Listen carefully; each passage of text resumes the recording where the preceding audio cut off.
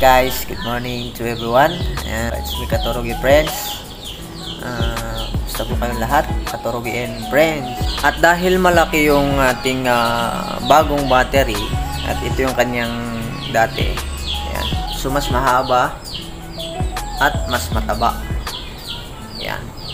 So kailangan natin magkukustomize ng kanyang lalagyan. Kaibigan mo tol.